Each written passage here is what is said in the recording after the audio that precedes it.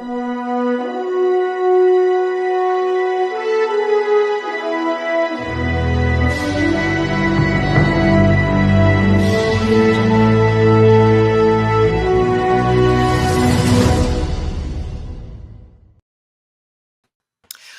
happy Tuesday, everyone. It has rolled around again, Ramin. I'm Dr. Laurie Davis, your host of the Today Show. And on Tuesday, we discuss business, politics, money matters, current events. How are you doing in California today, Ramin? I'm doing great. Thank you so much. It's a beautiful day, and yes, it's good to be here. Well, we're getting a little controversial, but one of my favorite new friends, Tony McKegney, called me a week or so ago and he said, Laurie, maybe Ramin and you would do a show on the tariffs. And I thought that was a brilliant idea. And as a matter of fact, I thought it was so brilliant. I said, Tony, if we're going to do that, you have to be on the show. So we'll be welcoming him here shortly in a few minutes after you get a chance to do your intro. So over to you, Ramin, to start us off today on Money Matters on Tuesdays. Over to you. Excellent. Yes. So this is a very timely subject. I'm glad you mentioned it because it's in the minds of not just Americans, but globally, everybody is paying attention to this, and it's not the first time.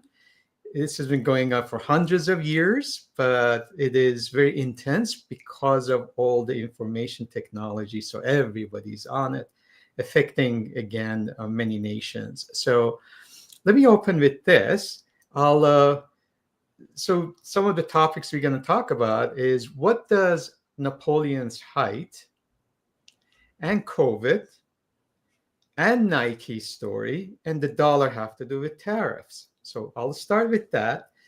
So what we'll do is then we'll have a little journey on the history of tariffs when they actually, is this something new or have we had this? And then we discuss pros and cons, and that's where, I would like to hear Tony's, his input as someone who's living in a very interesting area, and that he will have a nice input. So why don't I, excuse me for interrupting, why don't I bring Tony in so he can listen with us and be here live to hear your opening remarks, and then we'll get into our discussion. Okay. He got knocked out, but when he comes back in, I'll just pop him up. Okay? Oh, okay. Yeah. So you go ahead. Awesome. So let me start with Napoleon. Now, Laurie, when you hear about Napoleon, what is the first thing usually it comes to mind as far as? Well, he was a soldier and he wasn't a very big man, and he, Bonaparte's retreat kind of thing. Yeah. I mean, there's actually, well, we have Napoleon complex. Everybody, as a leader of, this one of the strongest armies, he was said that he was very short in stature. And as I said, there's a Napoleon complex, how people talk about that, or you want to compensate for something. Believe it or not, actually, Napoleon, although he was 5'2", that was French measurement. And in English or British measurements, he would have been about 5'6.5", 5'7", which those days, it was actually above average heights in France and in Britain. But British used that to their advantage because they use that 5'2" to politicize things. And the reason I mention that is because what happens, a lot of times the media and our education system, our history, what happens is it's a lot of times they do set up the things that we follow these based on what we are told. Another thing, you hear about vomitorium, in the vomitorium, it's been said that, in ancient Rome's, they would have these special rooms after all these major parties and, the leaders, then they would go and vomit so they could have second eatings. And has nothing to do with vomitorium is swinging out in Latin, and it was all those entrances in the Colosseum when the people come in and going out. So the problem is the impressions we get from the history, it stays with us because it's been repeated. So a lot of false information. And it brings me to where the media is today. I remember when I was growing up, education system, the press, and the politicians where the trust was. I want to be a politician. I always, listen. You go back to uh, World War II, the journalists, then you come back and Walter Cronkite and all the other, in the 60s, 70s, 80s. And there's not a lot of trust nowadays because things have become opinionated rather than facts. And the same thing about education system. Our education system has had their own agenda, and unfortunately, that's not leading the way. So let me talking about tariffs, and we talk about imports and exports. Let me share. This is a true story about Nike. And a few years ago, the government confiscated 600,000 Nike shoes. And the people who were, they said they couldn't understand because they had done everything perfectly.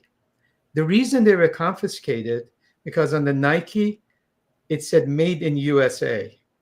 And the government says there is no Nike shoes built made in USA. It should have said made in China. So here is an American icon, American company, and that shows the globalization of what we have gone through, especially starting in 2002.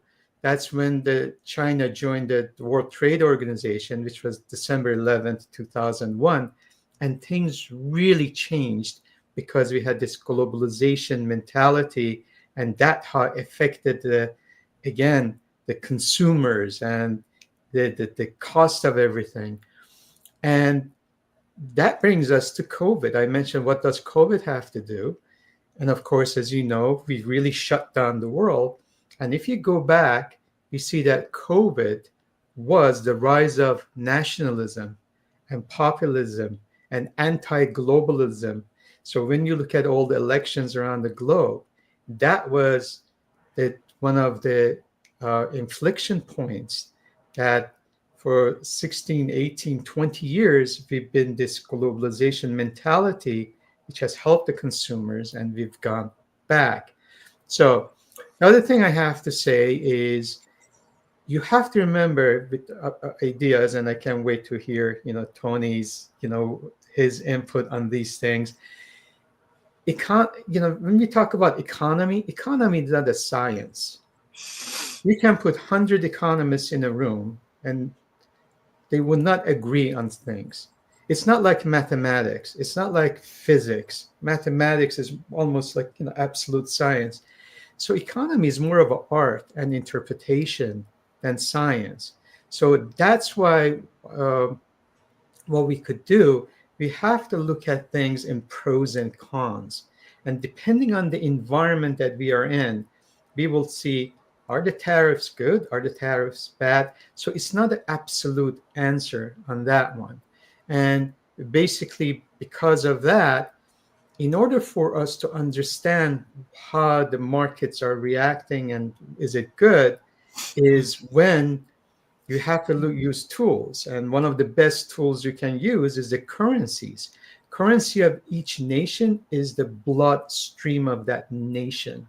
And that's what gives us a clue whether the markets are favorable or not. So having said that, I'll start just for our audience to explain what is tariffs. So hopefully we get that clarity so we know where we're coming from and what we're talking about. Basically, tariffs are taxes that impose on imported goods. And they are the tools that the government uses in order to influence the trade policy. They want to protect their domestic industries and they want to generate revenues. And those are the things you hear from Trump. So basically, President-elect Trump. So basically, this is the tools that have been around for thousands of years. When we look at the history of tariffs, we have to look at basically going back to Roman Empire, and we look at ancient Egypt. They actually had started putting taxes on important things. How about Silk Road? The, when you were coming from Orient, from China, coming to Europe, all the nations in the middle, which are the Central Asian, it's almost like a toll road, right? So when you go to a toll, you have to pay toll. That's what they were using it. And then in medieval Europe, they would do that. And then we come to 16th and 18th century, and we look at that time they called them mercantilists. And mercantilist was like Great Britain, we had France, we had Spain. All of those, they decided they want to protect their own industries, and they would put taxes on anything that they were importing. So, for instance, that was even in navigations, they wanted to keep their own, again, economy intact. Until 19th century, all of a sudden we have this industrial revolution, and of course, it starts in Great Britain, and they see, this is great. This is a time we want to export things because things are really becoming efficient. All of a sudden, Britain says, you know what? Let's stop these tariffs. Because they want their goods outside their country. So basically, that's when we see the shift. And then the 20th century happens, and we've had, when we go back to, if you recall, one of the worst times are in history, it was the Great Depression. And one of the culprits, everybody talks about the banks, talks about the stock market crash, 1929 crash. Really, the worsening thing which happened, and it wasn't Herbert Hoover as president, it was the Congress who started the Smoot-Hawley Tariff Act, which happened in June 17, 1930. Unemployment was about 9% when the crash happened.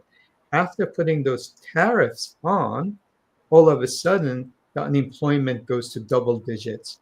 And we did not recover from that till end of World War II. It was really, it, it, historians disagree or agree, is about Franklin Roosevelt's social program. That really didn't help that.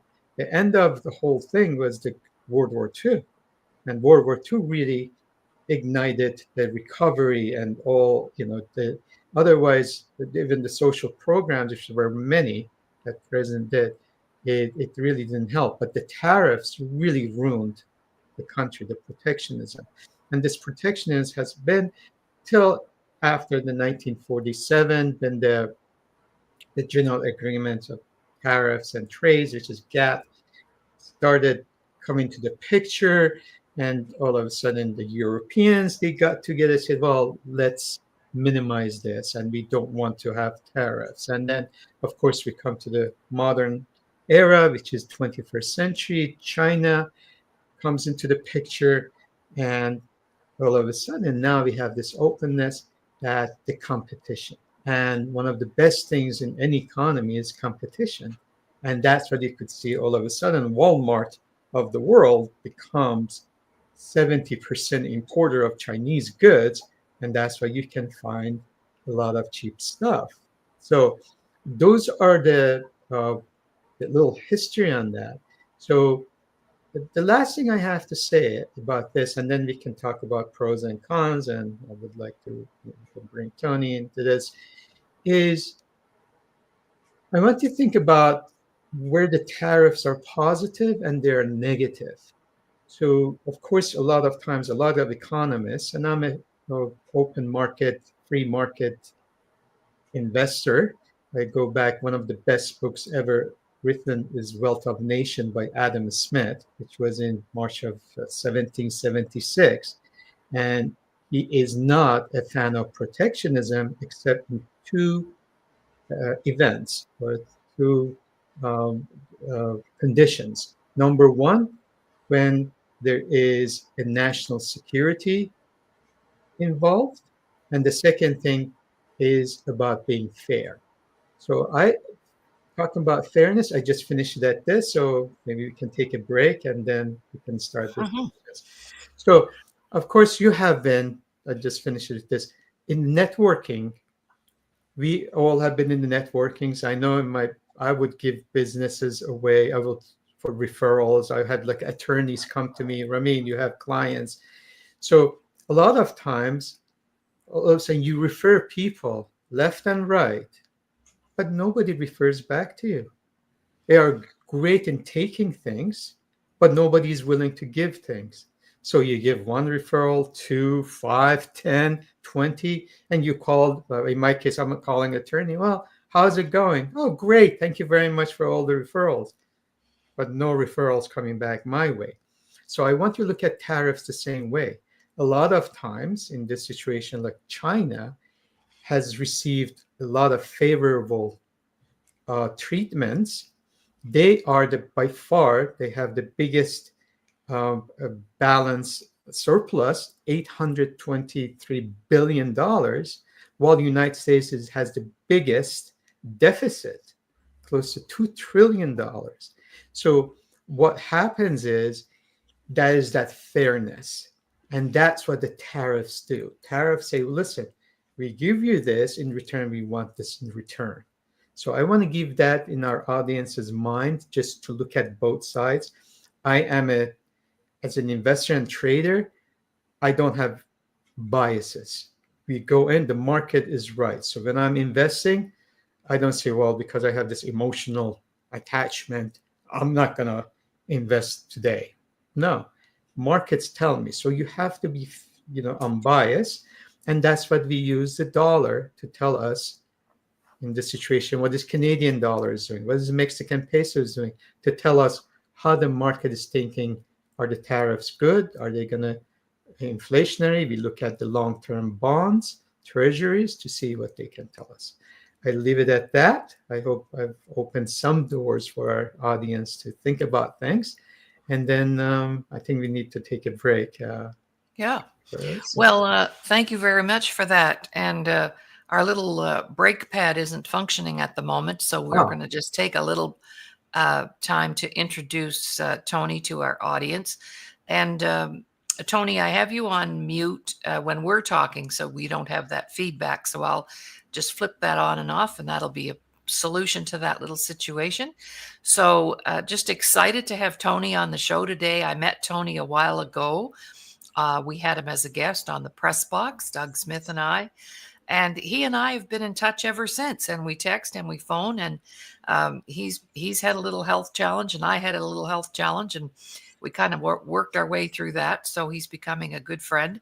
And he brought this up to me, and I thought, wow, this is a terrific idea. And maybe we'll start by just asking Tony uh, why you decided to suggest that for a show. Welcome to the show, Tony. Yeah, how are you? And can you hear me okay? Yes. Oh, good. Yeah, is the sound level okay for you? Hmm. Yeah, the reason that I thought about the fact that I live on a border city with Canada, and I grew up in a border city with the United States as well. And I just thought of a funny memory. One of my teachers, when I was 15 years old in grade 10, in Canada brought up the notion of this tariff situation, and nobody raised their hand in the class. And he was my favorite teacher. He was a very smart guy. And he said, well, what do you think of the people in other countries in the world are feeling about these tariffs? And nobody raised their hand with an answer to anything. And I just raised my hand and I said, I think everyone is terrified. And he was a really good guy, and he got it, and sort of the half the class sort of got it. And I just came to me that this notion of terrified. This is 1973, and you brought up a good point, Laurie, the other day. I was thinking about the different trade ventures between Canada and U.S. and living on the borders for most of my life. And you brought up the thing about oil.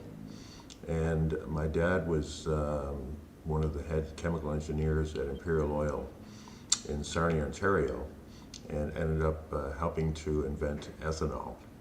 And at the time, he went to Texas back and forth with Standard Oil and the other oil companies that were in the United States that they partnered with. And they ended up creating ethanol. And I just started to think about the relationships that we have with Canada and the United States. And, you know, we fought in 2 wars together. My grandfather was in the First World War, volunteered in the Second World War, died there, 1945, as a volunteer, as a Canadian citizen. My father and 4 uncles and an aunt fought for the Canadian side. So, you know, we're next door. I'm 1 mile from Canada, where I live in the United States. And basically, you know, we've had so many years of friendships and so on and so forth. And when I see us grouped in with the tariff situation, and again, the exchange rate, which has been alluded to between the 2 countries, and the fact that this lumber thing and produce and the amount of cars that are built in Canada, Ford particularly, that are shipped to the United States. And again, with my friend reminded me that owns a Ford dealership about the parts that are made in China that are shipped to the United States and then assembled here.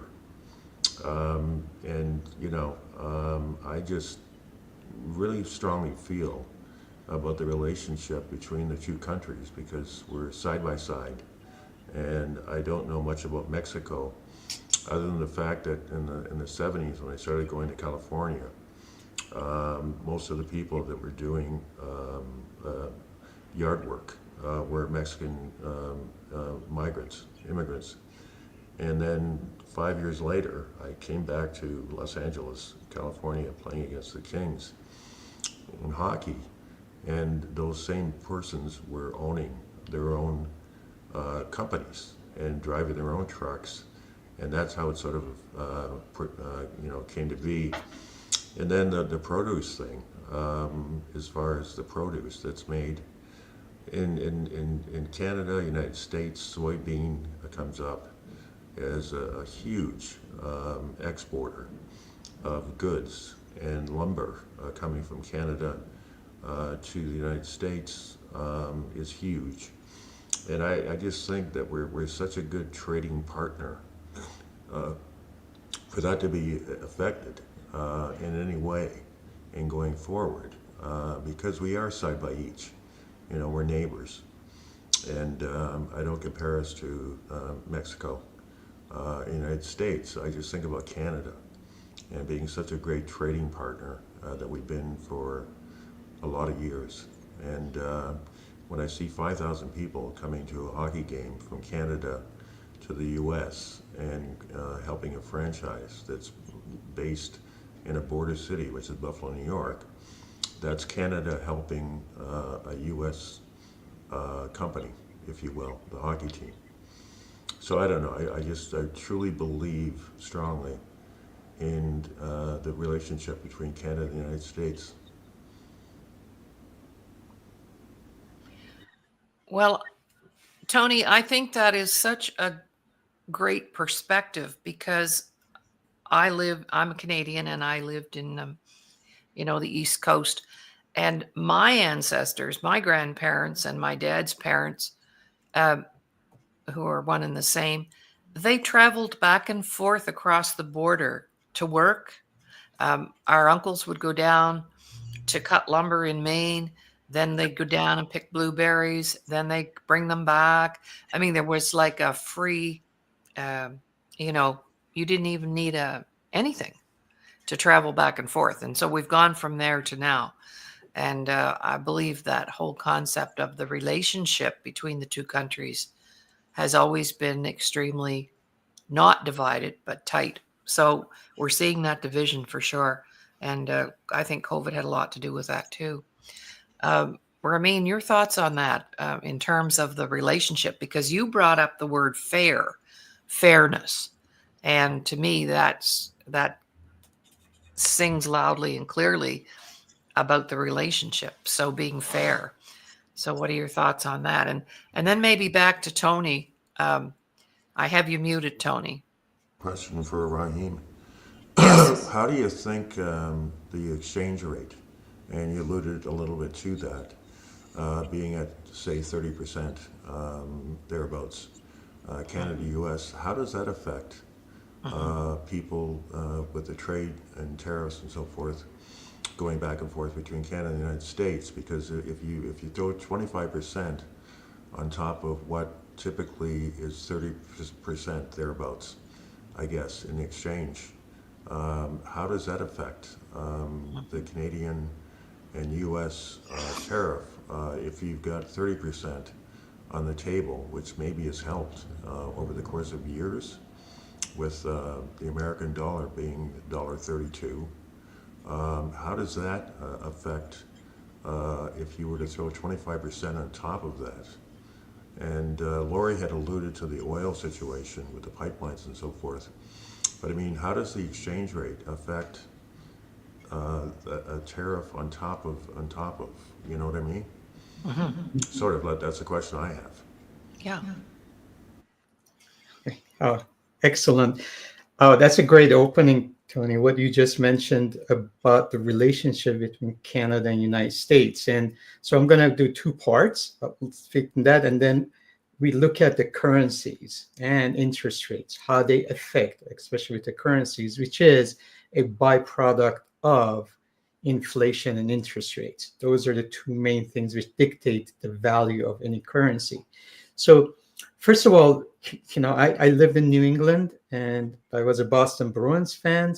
So I would go to Montreal, anytime I had a chance because we love to go to Forum and it would come. And so I have quite few friends in California who are actually at the Canadian Nationals, believe it or not. I have Iranian friends who went to school in Saskatoon and in Edmonton and in Toronto. So there's a very close relationship. So when you talk to any American, when you think about Canadian, sometimes they mix it up because there's a lot of Canadian actors and comedians. Everybody believes that, oh, they are American. Well, they're not. They're Canadians. So it is a lot of, like you mentioned, World War II, even Persian Gulf.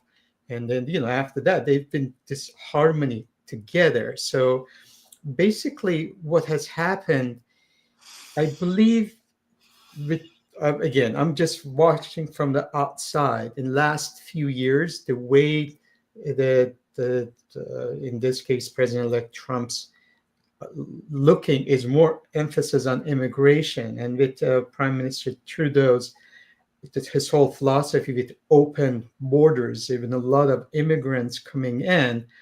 And this, in my opinion, is more of a negotiating tool. I don't believe there would be a 25% tariffs on Canadian, because we also need Canadian nickel, cobalt.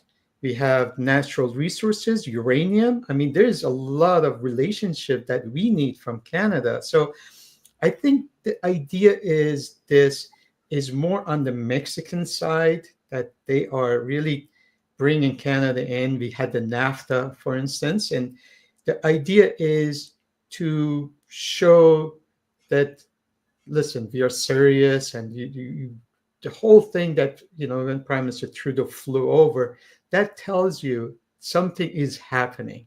And I think it's going to work for both countries in many ways. So I don't believe this is going to be implemented, at least with Canada, because there's a lot of relationships. But I think with the drug situation and immigration, that was the main reason. It has nothing to do with Canadian, obviously population and anything against Canadians. Because as I said, there's a very close relationships with people of Canada and United States.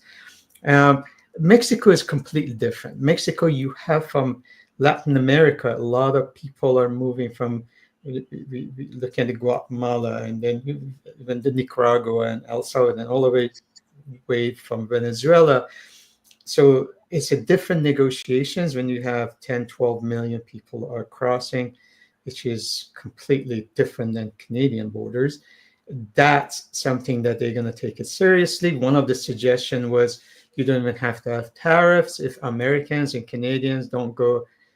It's a, it's a number one tourist destination. So if people just for 1 year don't go to Mexico, that's going to just completely shut. They don't even need tariffs. So those are some of the ideas. And China is another story. Although the things have moved from China to Vietnam, we look at Sri Lanka, Indonesia. So things are moving from manufacturing side to, like, Vietnam has become China of China. And China has its own problems right now, and they're really working on consumerism. They need to have internal consumers to really get their own economy going. But they still got $800 plus billion. One danger that President like Trump has to watch for, all these countries that they have been exporting to us, where their money is? The money is sitting in our treasuries. It is in dollar. So if we can push this too far, if there was a chance that the money will be moving away, well, then that will be a big effect on the currency and also the economy. So that's something, and interest rates.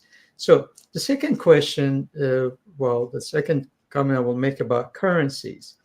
What happens, the currencies, as I mentioned, it's a byproduct of interest rates and inflation. And we call them parity. So the two countries have to really, they have to have the same purchasing power.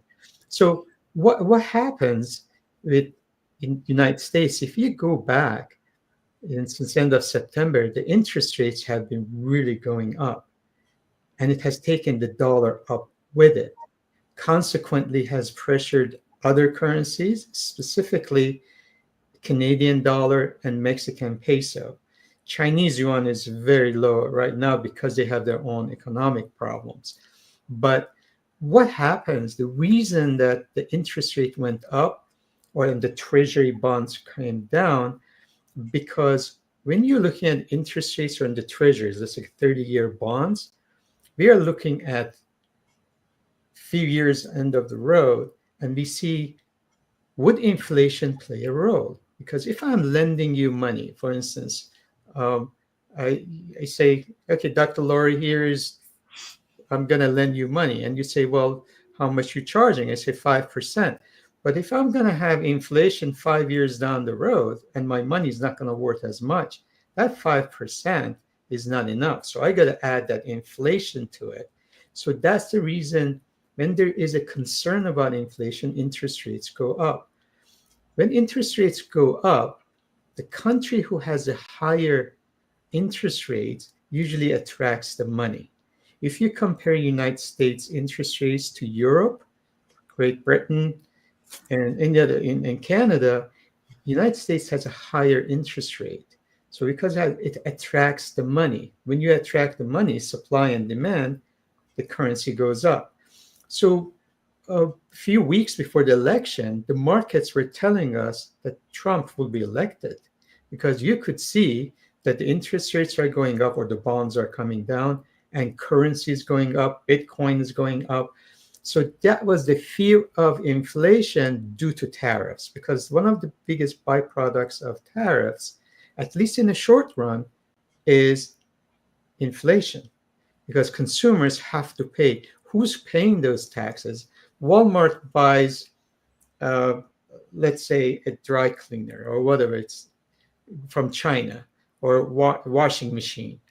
Well, that washing machine has 10% or 20% tariff on it. Well, it's Walmart who's paying that. So they're not going to be responsible for that. So they turn around and say to consumers, well, here is 10, 20% extra. So basically, the consumers have to pay higher prices.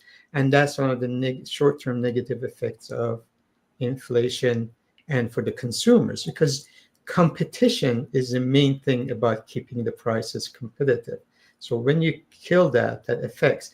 In the long run, what Trump's idea is, well, it will create some taxes, revenues, and he wants to give tax cuts, for instance, internally. One of the things is, again, the fairness he's talking about, mainly with China and Mexico. And also, he's thinking domestic employment. But when you talk about domestic employment, usually there are specific industries like steel industry or auto industry. It doesn't affect everyone. So basically, if the consumers are paying higher price, is generally the whole population. So it only affects certain industries when you have tariffs.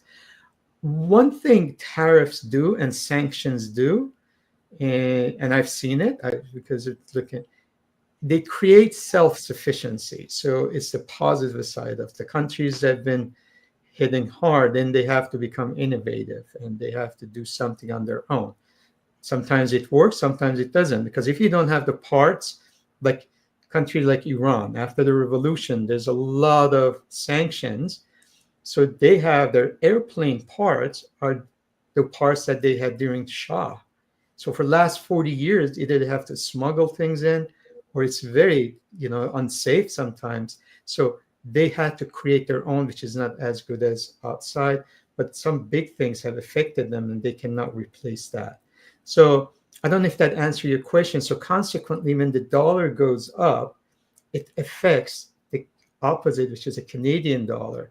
Now, the stock market has done well in the last 2 months in Canada. It's really going along with the United States, but the currency has come down because also Canada has its own internal political problem.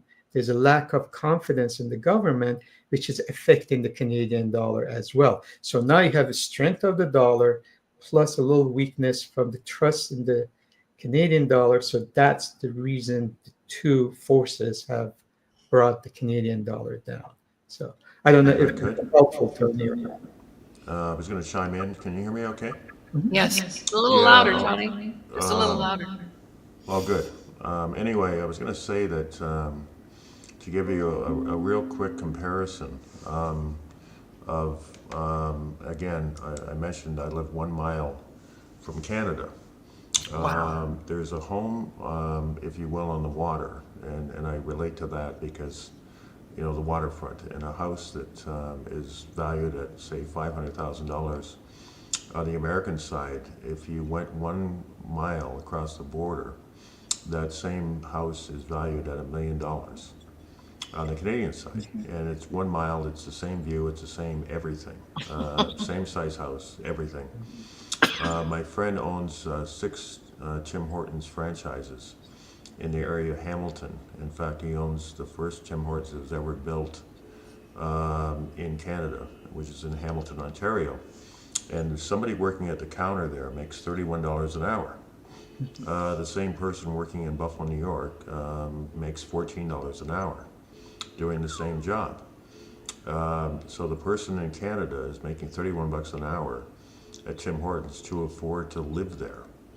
And that's just a comparison on just wages. A gallon of gas, if you compute the difference, which people complain about here in the United States, about paying $3.25 for a gallon of gas, 1 mile from here, with the conversion rate and so forth, the same gallon of gas costs $7 for the same thing in Ontario, Canada, which is 1 mile away.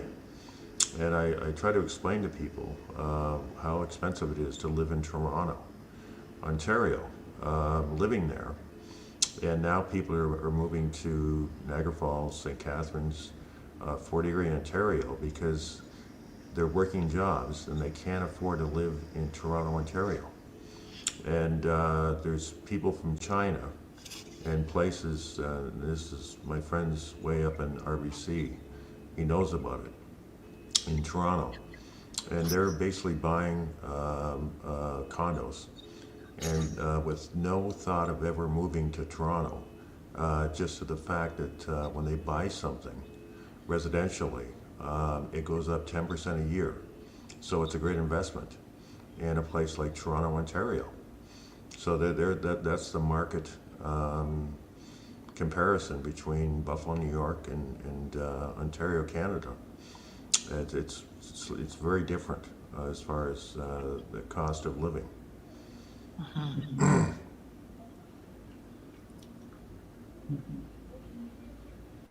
Now, that's a great observation. Of course, Toronto. I mean, it's one of the most expensive. The real estate has really gone up now. With the interest rates resets, that could affect probably some of the real estate in Canada. Some people have variable rates, but going back to what you said, yes, there's that inefficiency. Um, that brings me to, again, just a little story I'll share with you. We call them the chicken war. In late 1950s, Germans loved American chicken. They could not have enough chicken. So they started importing chicken in 1959. And by 1962, they were importing $50 million, which is about half a billion in today's dollars, from the United States. The farmers are happy in the United States. They're, oh, great. Well, the European farmers, they said, wait a minute. And now we have the European Union. Why are you going to America? So they decided to put tariffs on American chickens. So Germans were forced to buy chickens from Europe. Well, United States in 1962 decided, wait a minute, well, you're putting taxes or tariffs on our chickens. We're going to put, what are we importing? The Volkswagen, the minivans. I don't know if you remember those famous minivans in the 60s. So they put tariffs on that, which really shut down the Volkswagen. And believe it or not, even to this day, there is tariffs on Volkswagen minivans, and that's why you don't see a lot of them in the United States. So these things sometimes they last without any adjustments. The same thing in the first term of, you know, President Trump. He put tariffs on steel in China, for instance, and that actually stayed. And President Biden renewed it. Now the question of semiconductors. So we have to separate the fairness and also the effects of it is inflationary because the competition is very healthy, and I am an open market, so I'm not a big advocate of tariffs. In my opinion, I go back, I think this is more of a negotiating tool, getting people into table. I mean, come back and let's talk about things rather than actually, I don't foresee that there will be a 25% taxes on Canadian um, imports, for instance. That's my opinion. The other thing, which I would be interested, you're living in the borderline, there's a lot of talk about the drugs and fentanyl, and coming from Mexico especially, but also China, and coming some from Canada. I like to see, do you see that, living in the, or is that a big thing? Because we do see that coming from Mexico, obviously, with the cartels. And Mexico is one of the least secure, safe places in the world to live in because of all that. But Canada, of course, is not. But do you see that playing effect? Because that's one of his criteria for this. I'm in on that. Like marijuana was coming across the border from Mexico in the 1960s and maybe before that to places like California, and then eventually, I went to high school, and it was just called Mexican when people were smoking marijuana. And then something else came along that was called Colombian marijuana, which was more expensive than Mexican. And then these things came from Thailand called Thai sticks. And this is when I was 1972, 73, going to high school. And then there was something called Acapulco Gold um, that came on the scene. And then there was Hawaiian. So all these marijuana things came across the board. And they came from Michigan, where I live, because it was again, Detroit's a big city. And there were a lot of drugs there. And they came across the border because of the proximity. It was very simple. And that's what was going on in 1972. And I guess the fentanyl thing, which I don't know a lot about it, other than the fact that it's very inexpensive to buy, and it gets mixed in with other drugs and so forth, and is lethal. And I guess in a lot of cases it is, because it's cheap to buy, I guess. Crystal meth or whatever it is very inexpensive for anybody to buy on the market. There's about 5 vape shops within probably, I don't know, 6 blocks of where I live. And these places, anytime I drive by them, people are just parking with their 4-way flashers on and running in, running out. And it's crazy how busy these places are, that people are, or whatever they're buying there. Thriving business. They're opening up all over the place, type thing. But I'll tell you something about, I've got a few black friends that I know that own some restaurants. And they grew up, ironically, playing hockey. And one of the kids played CFL football in, I think, BC or something. And I asked him about a year ago, thereabouts. I said, well, what about a female president? And the black guys I asked the question to said that black people, men, would not vote for a black woman because they don't want a black woman to have that kind of power. And I'm just thinking, oh, okay, wow, that's very interesting. And then I talked to a friend of mine in Detroit who's a white Jewish person a few months ago. And he just said the vote will come down to a white versus black thing in this country.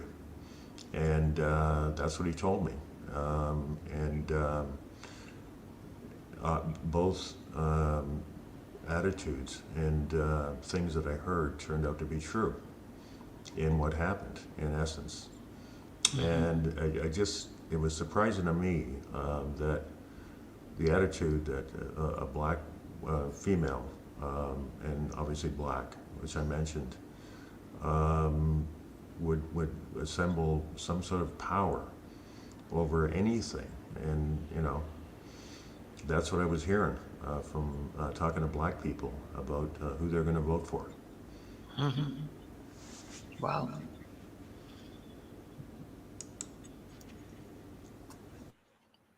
So I have a question, Tony, for you also. You're a former NHL hockey player. And of course, most of our hockey players are either on one side of the border or the other, back and forth, back and forth. And I'm not sure what this has to do with tariffs, but at the same time, how did that work? When you were in the States, you earned American money. When you were playing in Canada, did you earn Canadian money? How did that work for you there? And the exchange rate was 50 cents on the dollar. It was extremely good to be making American money, for sure. And the tax rates were like, say, playing in a place like Quebec province. And I'll just give you an example. If you're making $350,000 back in the 80s, you paid 55% in tax. And my accountant figured out that if I were to file a U.S. tax form, living in Florida, having a home there, and living in Buffalo, New York, I saved 27% on taxes just by basically filing a U.S. tax return, and then with the Canadian tax return, if you will. So that was the advantage. And then when the exchange rate got to be even, or thereabouts, back in, I'm trying to think of like 2001, making U.S. dollars, and then being in Canada, so it sort of fluctuated, where you picked up 50%, and when the dollar was even, it just sort of changed that way. And I think now, with the NHL, everybody is paid in U.S. dollars, whether you're playing in Vancouver or whether you're playing in Los Angeles. It's across the board. It's U.S. money. That's how it works now. So for the Canadian teams at one point, because their salary structure was such that whatever the payroll is, $80 million, or to throw out a figure, if you add 30% to that, you have to add, I guess, 30% to the cost of tickets, maybe, to go to a game in Toronto versus going to a game in Buffalo, New York, which is a big difference in the cost of tickets. In saying that, and a lot of people do come from Canada to Buffalo because the ticket prices, for a ticket that would cost you perhaps $350 in Toronto for a hockey game, you could get into a game in Buffalo for $50 to $60 to $70, $80 Wow. by driving an hour from Burlington, Ontario. So there is a big difference, and you're seeing the same sort of product. The games are a little bit more expensive when Toronto comes to town, or Montreal, as we alluded to before about growing up in New England. Boston, New York Rangers might be a higher price ticket, so they sort of adjust it as to who the team is they're playing. If San Jose's coming in on a Monday, you can get a ticket for $50 to go to the hockey game. Wow. Yeah, so there is a differential in that, and as I said, with the exchange rate, it does factor in, and I just think about that when we talk about the tariffs and the trade and so forth. Does Ford, the fact that Ford is making all these trucks in Oakville, Ontario, in Lambeth, Ontario, and Windsor, Ontario, when they sell trucks in the United States, does 30% make a difference to the guys buying these trucks in USA? 30% in the dollar, and it's the same truck they could build in Detroit, Michigan, but does 30% make a difference on American dealers buying those trucks from Canada? Do they save 30%?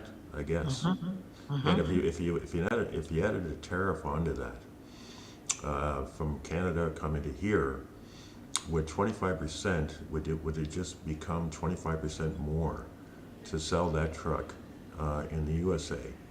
And again, the person that's buying that truck in the United States, are they just paying the 25% on top of what would be normally the other price? If you add 25% tariff in there, same thing if something's coming from Mexico. I feel bad for the farmers when they talk about the farming situation with soybean and so forth.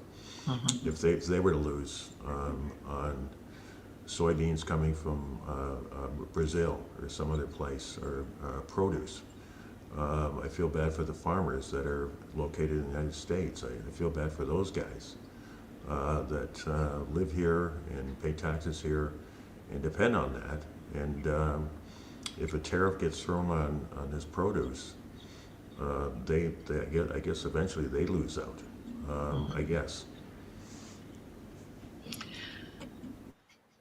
Thank you, Tony. Lots of great things for us to be thinking about, guys. And look, our time is up already. Oh my gosh. Thank you, Tony, so much for joining Ramin and I today. And Ramin, was it fun to have a guest? Over to you. Well, we could have another hour or day or Yeah. so. Just a quick thing, Tony, that was a great observation about.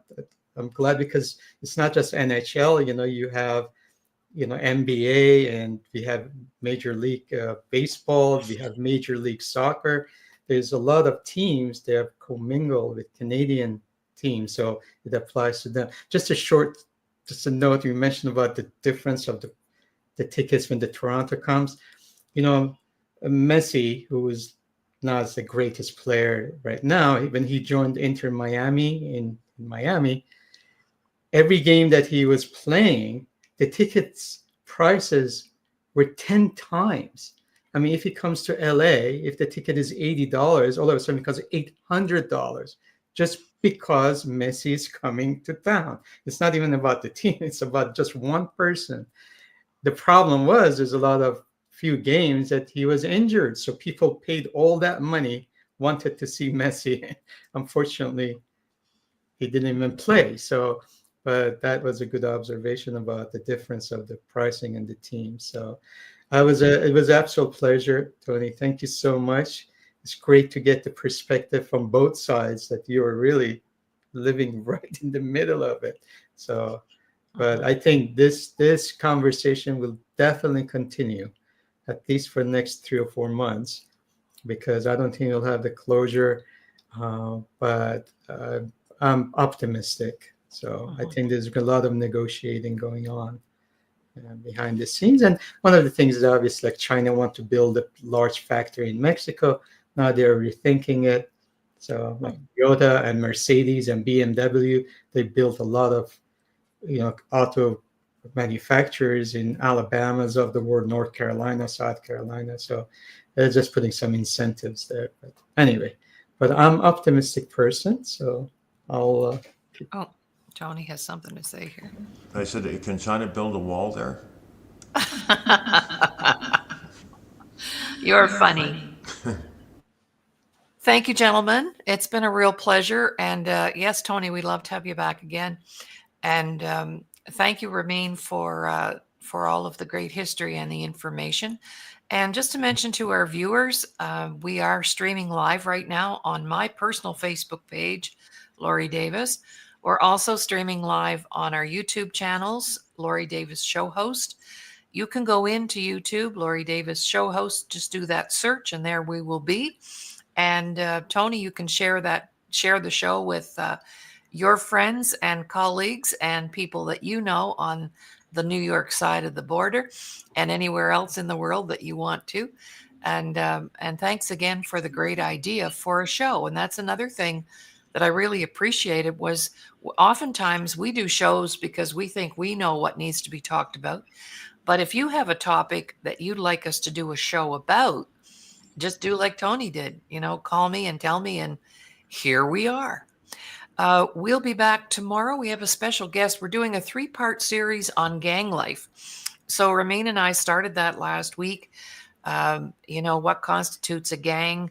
We all have gangs in our communities. And tomorrow we actually have a special guest coming in, a friend of mine who was a former gang member. And he's going to talk to us about how he got out of that and still struggling as well to get out of there. He's out of the gang, but then, of course, there's all the aftermath. So we'll be welcoming Dustin Garriosh tomorrow as our guest. So bye for now, and we'll see you guys later. Bye now. Bye-bye.